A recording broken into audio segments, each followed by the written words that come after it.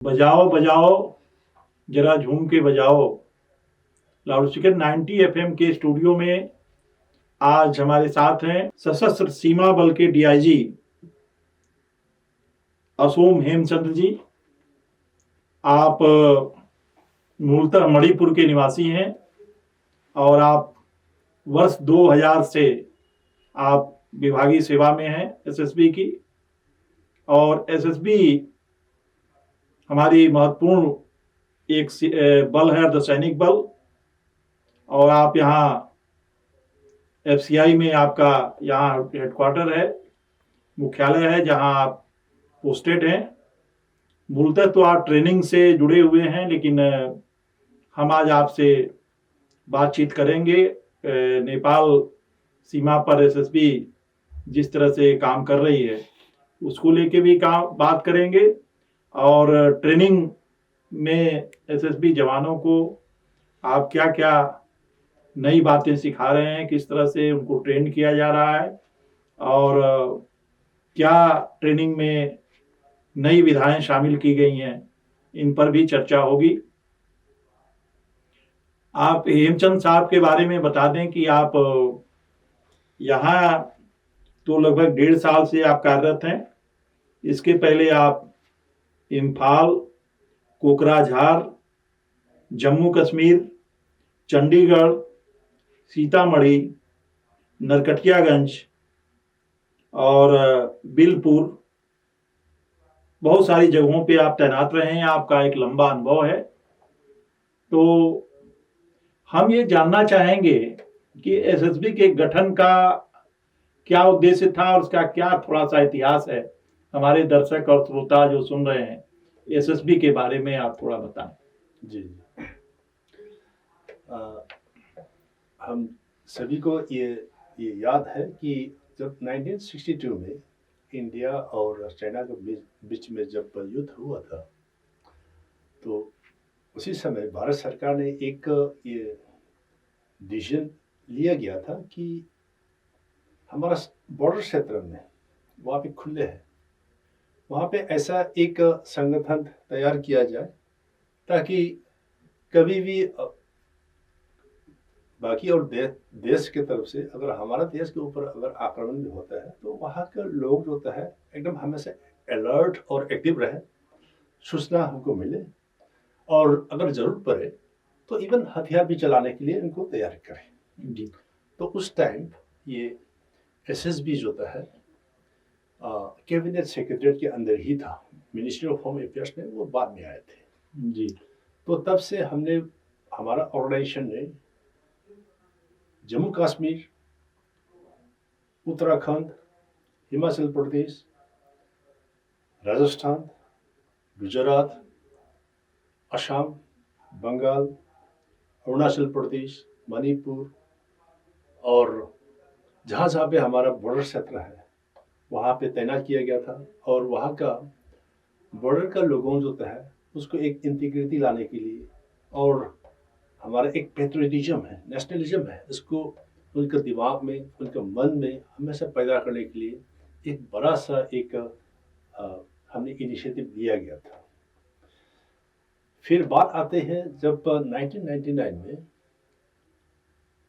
कारगिल का जब युद्ध हुआ था, फिर भारत सरकार ने दोबारा एक कमेटी बनाया गया था, श्री पद्मा भैया कमेटी इसके नाम पे हम जिसको हम कहते हैं। तो भारत सरकार ने ये डिसाइड किया गया था कि अभी हमारा बॉर्डर जो होता है, इंटरनेशनल बॉर्डर जितना भी इंडिया के साथ जुड़े हुए हैं, इसको और ज़्यादा सतर्कता और ज़्यादा और अलर्ट और अकाउंटेबिलिटी के साथ उनको तैयार करना पड़ेगा। उसको देखते हुए वन बॉर्डर वन फोर्स का एक कंसेप्ट लेके आए कि हर बॉर्डर में एक एक फोर्स रहेंगे, जो भी फोर्स होगा वो जिम्मेदारी होंगी। जैसे कि इंडिया और पाकिस्तान, इंडिया और बांग्लादेश बॉर्डर में अभी बीएसएफ है, बॉर्डर सिक्योरिटी फोर्स है। इंडो तिब्बतन बॉर्डर में आपका आईटीबीपी आज के तारीख में। हमारा समुद्र के इलाका है, कोस्टल एरिया है, इसमें इंडियन कोस्ट गार्ड को जिम्मेदारी दे रखे। म्यांमार साइड में हमारा असम राइफल्स है, देन अब रह गया आपका नेपाल और एक भूटान का जो एक बॉर्डर है, जो पहले से कभी भी फोर्स तैनात नहीं हुआ था। तो ओपन बॉर्डर है, ओपन बॉर्डर है मित्र देश के साथ। तो भारत सरकार ने ये दिशा किया गया था कि यहाँ पे भी एक फोर्स रहेंगे।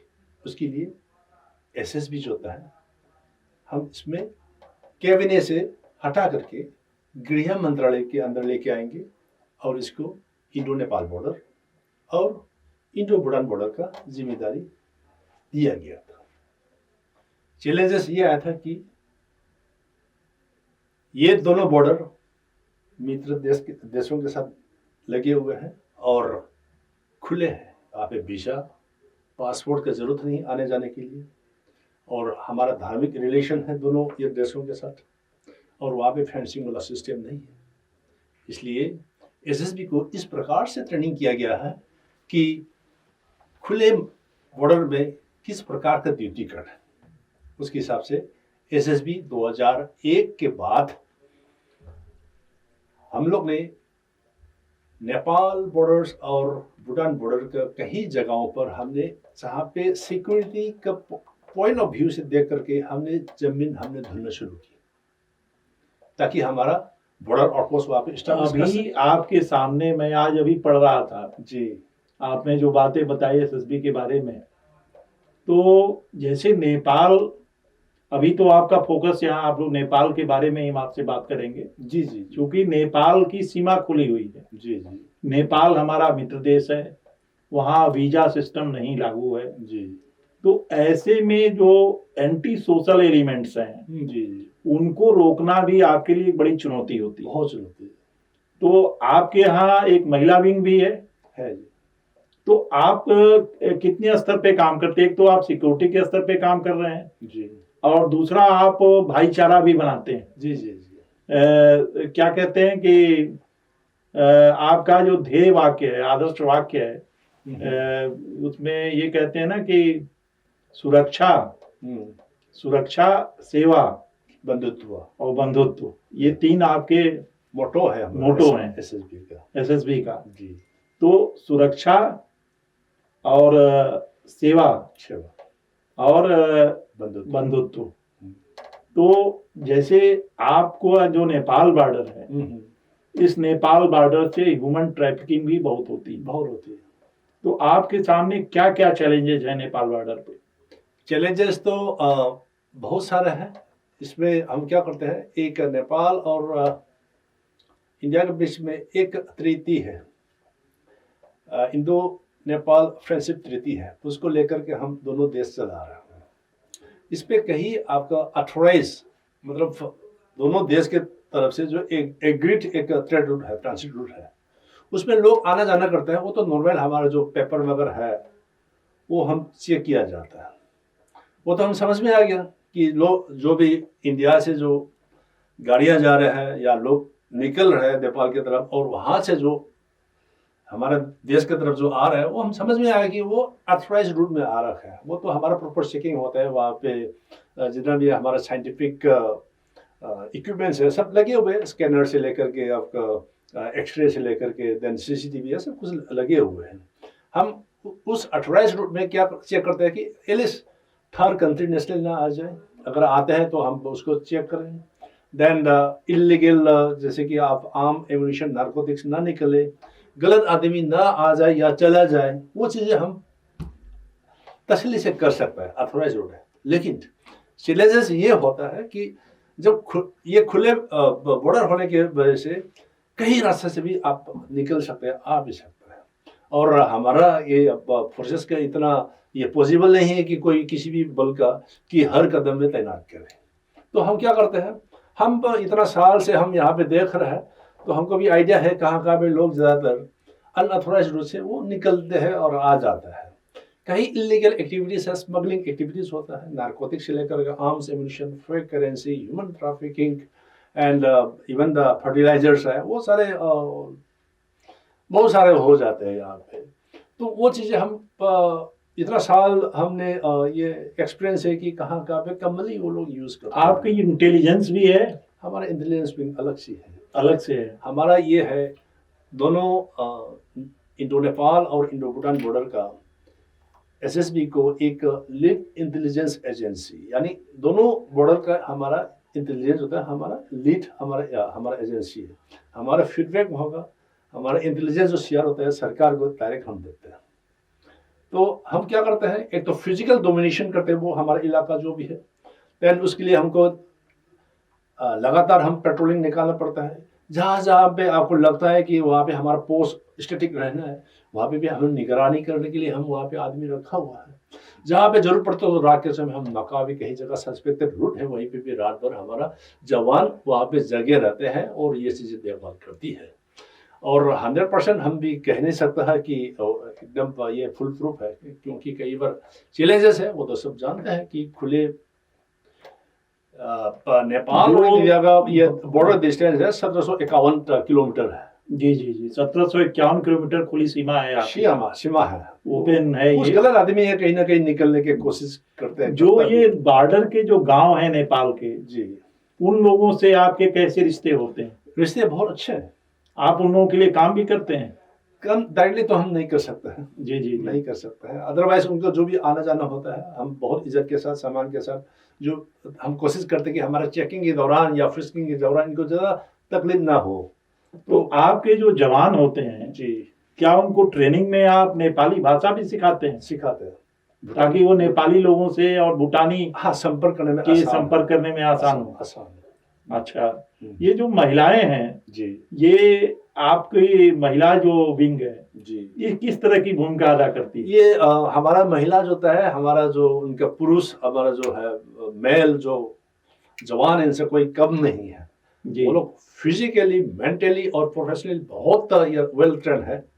और जो हमारा जो काउंटर पर मेल जो कर सकते हैं वो सब कुछ करते हैं। रात को भी वो लोग ड्यूटी लगाते हैं बॉर्डर में, वो लोग सब बॉर्डर में तैनात।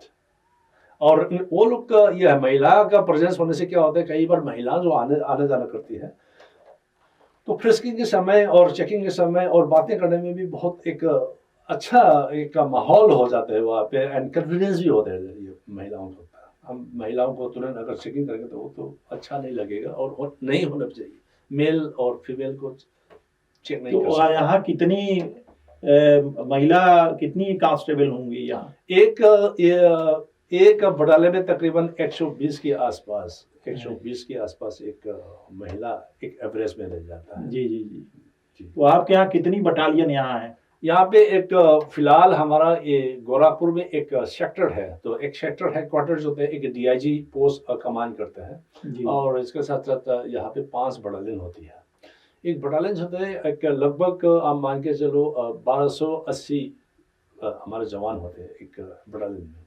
जो बटालियन होते हैं लगभग 14 से लेकर के 18 बॉर्डर आउटपोस्ट फिर वहाँ पे खुल जाते हैं।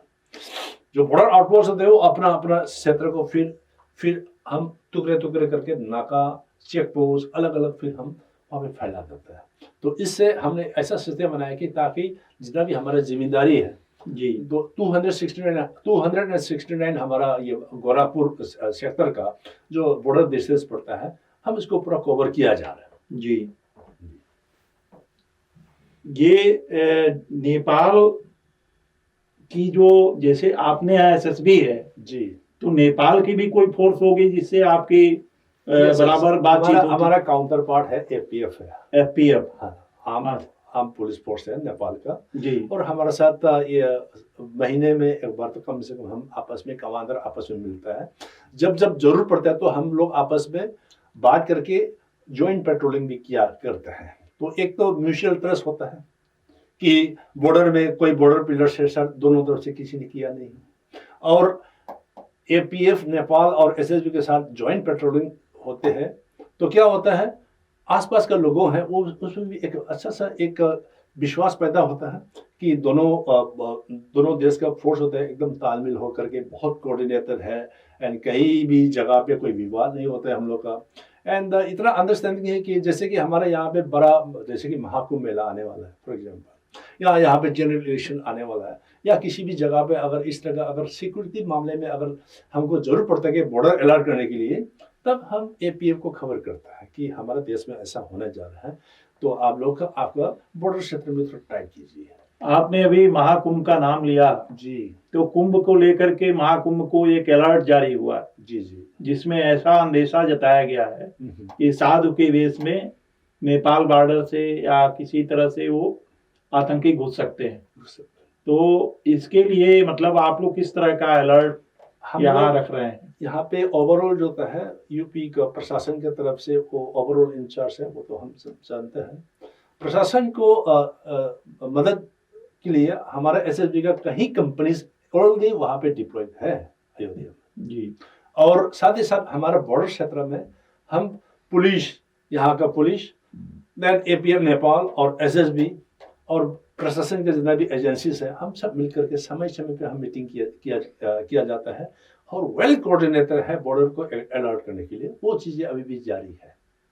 आप ट्रेनिंग से जुड़े हुए अधिकारी हैं जी, तो आपसे थोड़ी ट्रेनिंग पर भी बात हो जाए जी जी। कि चूंकि एसएसबी के जो जवान हैं उनकी ट्रेनिंग जो ये सिविल पुलिस है या उत्तर प्रदेश पुलिस है इससे कैसे अलग होती है? आपकी ट्रेनिंग में क्या क्या वो पार्ट शामिल होते हैं जिससे कि आपके जवान लोगों से मतलब एक मैनर के रूप में पेश आए या उनका व्यवहार अच्छा हो?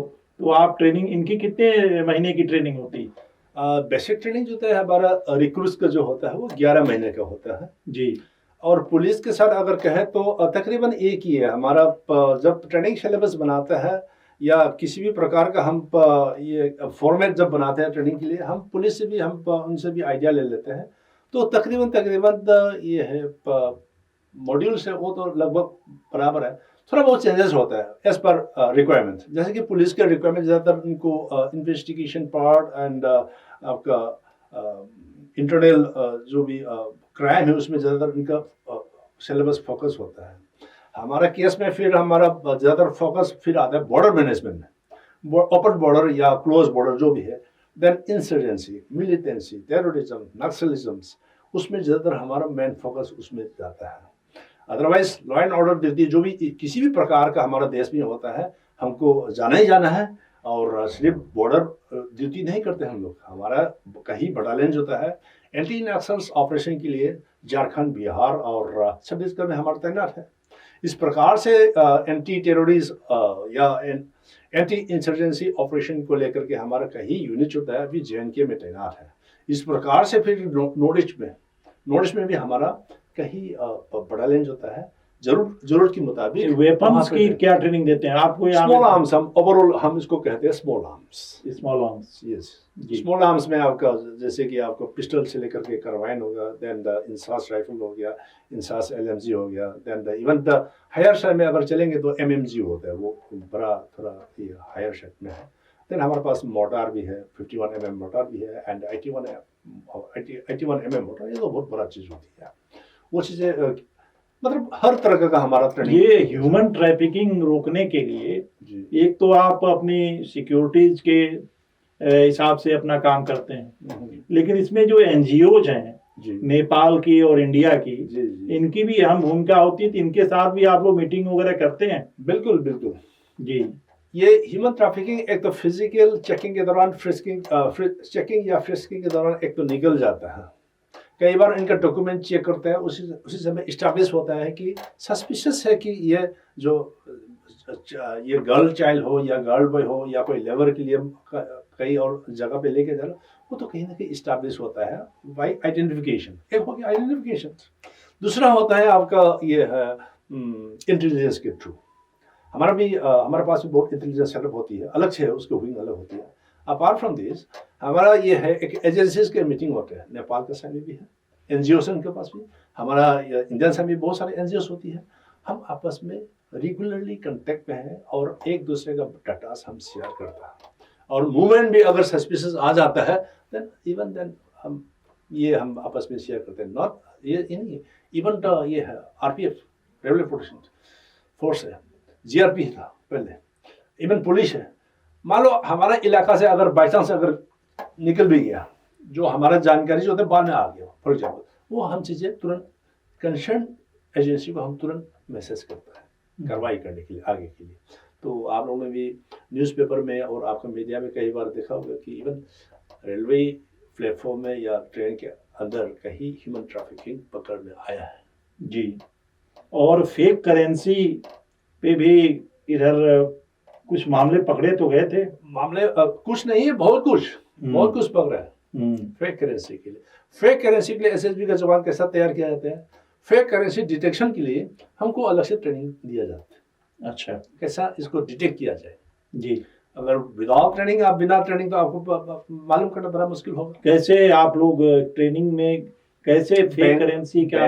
बैंक का जो एक्सपर्ट टीम है वो आता है, हमारा यूनिट्स में आता है, जाता है, हमारा आदमी भी व्यस्त है वहाँ पे, मशीन लेके आता है, तरीका भी होती है वहाँ पे चेक करने के लिए। एक तो एक्सरे टाइप एक मशीन भी है, हमारे पास भी है, और फिजिकली अपीयरेंस से कुछ डिटेक्ट करने के लिए कुछ तरीका भी है, वो चीज़ें हमको सिखलाई मिल जाता है। जी, इस प्रकार से होता है। अच्छा, ये जो आपका ट्रेनिंग शेड्यूल है जी, जैसे गोरखपुर में भी एक ट्रेनिंग सेंटर है आपका? हाँ जी, हाँ जी। तो यहाँ कितने जवान लगभग इस समय? इस समय तो थोड़ा कम है, अभी 10-15 जनवरी के आसपास से लगभग 500 के आसपास एक साथ अभी हम ट्रेनिंग, अभी पूरा कुल ये हमारा स्ट्रेंथ रहेंगे 500 के आसपास। क्योंकि हमारे इस प्रोग्राम को बहुत सारे नौजवान भी सुन रहे हैं। बिल्कुल। अगर जो एसएसबी में वो भर्ती होना चाहते हैं जी, तो उनको क्या क्या चीजें फुलफिल करना होता है? एक तो एसएसबी में जरूर कोशिश करना चाहिए। बहुत अच्छा ऑर्गेनाइजेशन है और हर बल कर्मी के लिए हमारा ऑर्गेनाइजेशन हमेशा अपना वेलफेयर के लिए, उनके प्रमोशन के लिए, इंसेंटिव से लेकर के बहुत चैलेंजिंग। इनमें एज लिमिट आपके यहाँ क्या है? एज लिमिट देखिए, आपका 23 साल कांस्टेबल के लिए 23 साल तक है। एंड अगर ओबीसी में बिलोंग करते हैं तो फिर आपको 25 साल तक उसका रिलेक्शन है। एससी एसटी है तो फिर आपको अनदर आपको आसान तो रिलेक्शन मिल जाता है। जी। तो आप किस कास्ट में बिलोंग करते हैं उसके हिसाब से फिर आपका हाइट एक पैरामीटर होती है। देन मिनिमम आपका क्लास 10 पास होना चाहिए। क्लास 10 पास होना चाहिए जी। एंड ये समय समय पे आपको एम्प्लॉयमेंट न्यूज़ में भी आ जाता है। एंड एसएसबी का वेबसाइट है और बाकी और central arm police force CRPF का बहुत सारे वेबसाइट है। तो आपका आज के ज़माने में हर हमारा नौजवान के पास मोबाइल होता है, इंटरनेट होता है, हमेशा आप उसमें सर्च कीजिए, गूगल कीजिए, और समय समय के हिसाब से हमारा ये वैकेंसी निकलते रहते हैं। ज़रूर अप्लाई करें। अगर आपका अगर एलिजिबल है देन आप क्वालिफाइड हो सकता है, तो आपका एक भविष्य के लिए और फ्यूचर के लिए एक अच्छा प्लेटफॉर्म बन जाए। रिटन और फिजिकल दोनों? फिजिकल होगा, मेडिकल भी होगा और रिटन भी होगा। अच्छा, रिटन का पेपर कितने देर यही होगा एग्जाम की? ये आज के तारीख में ये स्टाफ सिलेक्शन कमीशन इसको वही कराएगा। एकदम एवरीथिंग इज ओपन एंड बहुत ट्रांसपेरेंसी है वहाँ पे। और इंडिया का हर सेंटर्स वहाँ पे हर जगह तो पूरे देश में कितने ट्रेनिंग सेंटर हैं आपके? गोरखपुर में नहीं, जैसे आपके एसएसबी के जी, जैसे जो रिक्रूट होते होंगे, भर्ती होते होंगे, जी, तो उनकी ट्रेनिंग रिक्रूट के लिए हमारा आज की तारीख में 4 ट्रेनिंग सेंटर्स है रिक्रूट्स के लिए। सब इंस्पेक्टर का अलग है, ऑफिसर्स का अलग है, देन इन सर्विसेज कोर्सेज का अलग होती है, प्रोमोशनल कोर्स का अलग होती है। तो ये कांस्टेबल के लिए 4 है। गोरखपुर में एक है, अलवर में एक है, सुपौल बिहार में एक है, और तेजपुर सलोनीबारी में भी एक है। जी। तो ये हमारा जैसे कि मान लीजिए इस साल हमारा वैकेंसी बहुत निकला और हमारा ट्रेनिंग कैपेसिटी से अगर अधिक हो गया, देन हम क्या करते हैं, कहीं हमारा एडहॉक ट्रेनिंग सेंटर भी हमने तैयार करके रखते हैं। तो जहाँ पे जरूर पड़ता है तो कई यूनिट है, बटालियन है या हमारा लोकेशन है, वहाँ पे ट्रेनिंग कराने के लिए बहुत अच्छा सुविधाएं भी हैं। तो कई बार हम ये जरूर पड़े तो ये एडहॉक ट्रेनिंग सेंटर हम वहाँ पे चलाते हैं, तो एक साथ भी कराते हैं। इनका रूटीन क्या होता है? जैसे कांस्टेबल की आप ट्रेनिंग देते हैं। हाँ जी, हाँ जी। तो इनका क्या रूटीन होता है? जैसे ट्रेनिंग में आप शुरू में सुबह आपको जब लगभग अंधेरा हो रहा होगा जी, तो आपको जगना पड़ेगा। जगेगा, फिर हाथ मुँह धोने के बाद आप एकदम पीटी में जाना पड़ेगा, फिजिकल ट्रेनिंग के लिए जाना पड़ेगा। फर्स्ट हमारा ड्यूटी पीटी है। सुबह जल्दी जगना, एक आदत रखना जिंदगी में, एक ये पहला हमारा अनुशासन। तो ये अनुशासन हम जब तक आप सर्विस में है वो हमेशा मेंटेन करते रहेगा। सुबह आपको जगना ही पड़ेगा। जगेंगे, अगर सुबह जाना है तो आपको रात को जल्दी आपको बिस्तर में आपको सो जाना पड़ेगा, नहीं तो आपका स्लीपिंग वर्क पूरा नहीं होगा। स्लीपिंग पूरा नहीं होगा तो अगला दिन का एक्टिविटी है वो कर नहीं पाएगा। पीटी कराएंगे तकरीबन 40 मिनट की होती है। हमारा उस्ताद बहुत हमारा एक्सपर्ट ये पीटी इंस्ट्रक्टर होती है। हम कोशिश करेंगे कि जैसे कि रिक्रूट जो आएंगे, बहुत लोग कॉलेज या स्कूल से नया एकदम फ्रेश आता है, उनका फिजिकली कहीं ना कहीं कमज़ोर होता है, बहुत लोगों का, बहुत हमारा ट्रेनिंग्स का। तो इसको 11 महीने के अंदर हमने एक सॉलिड एक जवान हमने तैयार करना है। उसके लिए हम साइंटिफिक अप्रोच से यहाँ पे जो भी कराता है, पहले इनका मसल्स, उनका इंडोरेंस कितना कैपेसिटी है, उनका ये फिटनेस लेवल कितना का है, देन उनका इवन द हार्ट रेट है, पल्स रेट है, हम सब पहले नाप लेते हैं, वेट चेक कर लेते हैं, उनका BMI पहले निकालते हैं। पहला हम इसको कहते हैं ELT यानी एंट्री लेवल टेस्ट। जैसे कोई फ्रेश कॉलेज से या स्कूल से आता है, पहले उनका एक नाप तोल करेगा और रजिस्टर मेंटेन करेगा इंडिविजुअल वाइज। हम इसको 3 महीने के बाद उनको बुला करके दिखाएंगे, जब आप आया था तुम्हारा फोटो भी ले लेते हैं, फोटो भी ले लेंगे तो 3 महीने के बाद इनको दिखाएंगे तुम्हारा ऐसा आया था, तुम्हारा बाल ऐसा स्टाइल में आया था, फिर हम इसको सोता करके काटेंगे। तो क्या करेंगे, 3 महीने के बाद इनका मसल जो ढीला था वो अभी टाइट होने लगेगा एंड मस्कुलर शुरू होगी। देन इसका वेट कम पड़ेगा, देन इसका BMI स्टैंडर्ड में आ जाएंगे। तो 6 महीने के बाद वो उसका लुक्स अलग से आएगा, चलने का तरीका, बात करने का तरीका, लोगों को देखने का तरीका, बॉडी एफरेंस अलग आ जाएगा। क्लासरूम भी होंगे, क्लासरूम हो जाते हैं, पढ़ाते भी हैं कुछ। जी मैं आपको बताता हूँ, जब पीटी हो गया, पीटी पीरियड हो गया, जहाँ पे जरूर पड़े तो 2 डबल पीटी भी कई बार हो जाता है। उसके बाद ब्रेकफास्ट के लिए भेजते लोग, फिर वो लोग वॉशरूम में जाएंगे, बाथरूम में जाएंगे, फ्रेश होके आएंगे, फिर नया ड्रेस चेंज करेंगे, फिर क्लासेस में जाएंगे, आउटडोर होगा, देन इंडोर होगा, फिर 12:30 में इनका फिर लंच ब्रेक के लिए हम ब्रेक देते हैं, फिर 3 बजे फिर बुलाते हैं, फिर एक्टिविटी शुरू करते हैं, शाम को कंपल्सरी गेम पीरियड होते होते। तो ये चीज़ें हैं। शाम को हमारा रोल कॉल होगा, सभी को फिजिकल चेकिंग करेगा और रात को 9:30 बजे लाइट ऑफ करेंगे। लाइट ऑफ, हाँ जी, हाँ जी। उनका जो डाइट है, उनका जो मेस का जो हमारा मेनू जो बनाता है, हमारा डॉक्टर्स एक्सपर्ट लोग है, वो लोग अच्छी तरीके से उसको देखते हैं कि कितना कैलोरी होना चाहिए, कितना तेल का मात्रा कितना होना चाहिए, वो चीज़ें सब नाप तोल करके खिलाते हैं। समय समय पे हमारे पास डॉक्टर होती है, मेडिकल ऑफिसर हमारा ये ट्रेनिंग सेंटर में रहती है, वो लोग का किसी भी प्रकार का मेडिकल इश्यूज आते हैं, वो लोग तुरंत इसको इलाज कर देते हैं। आपका हॉस्पिटल भी है अलग? हॉस्पिटल भी है। जी जी जी जी।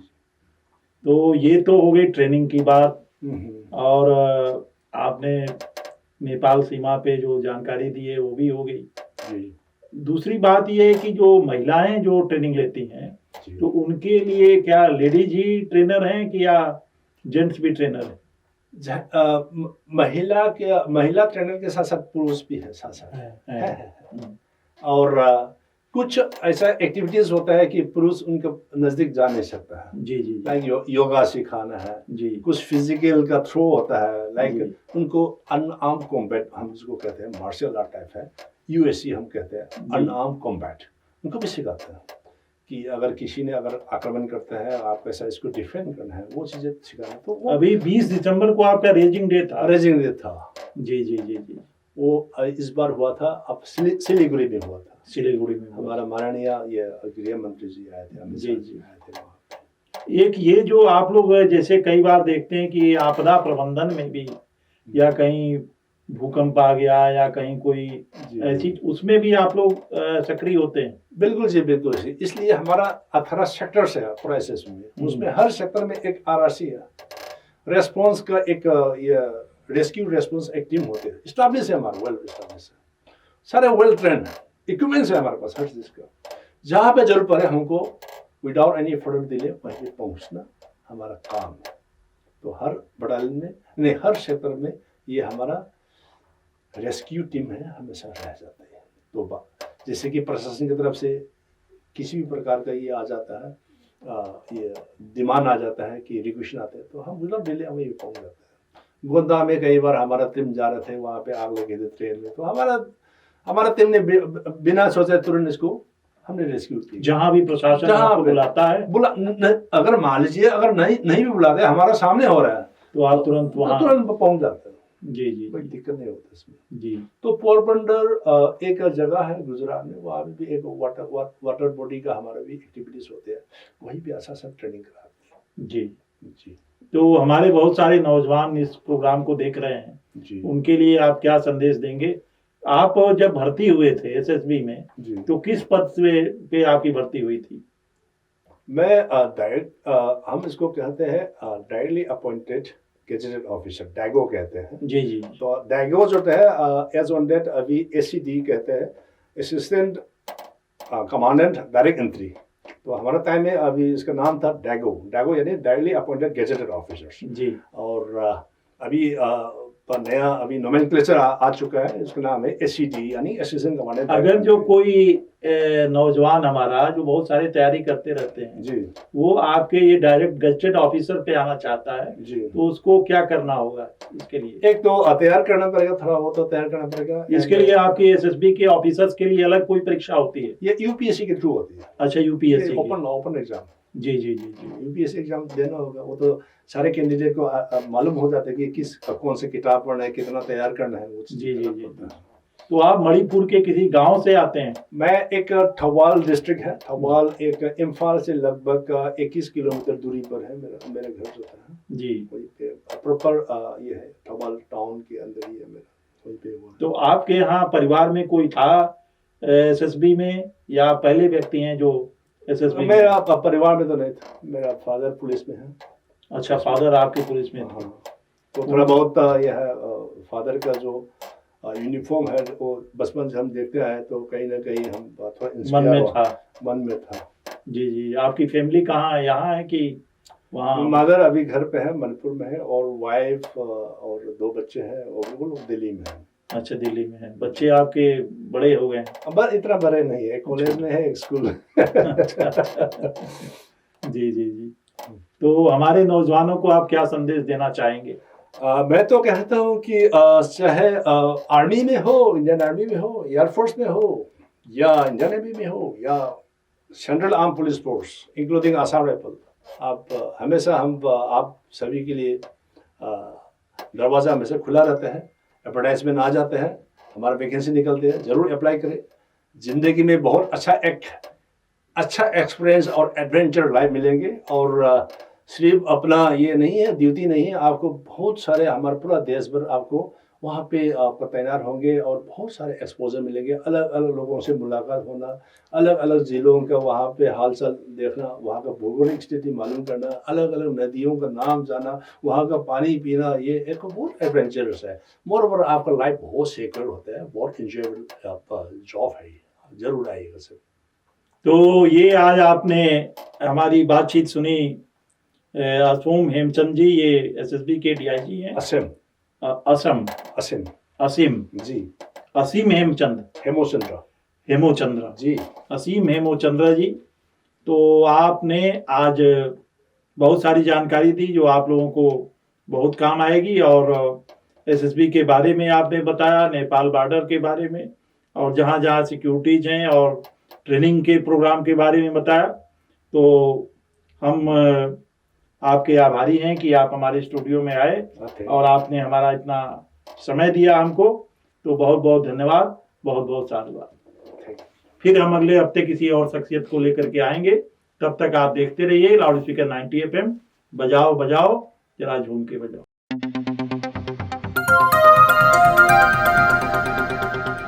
बजाओ जरा झूम के बजाओ, बजाओ बजाओ जरा झूम के बजाओ।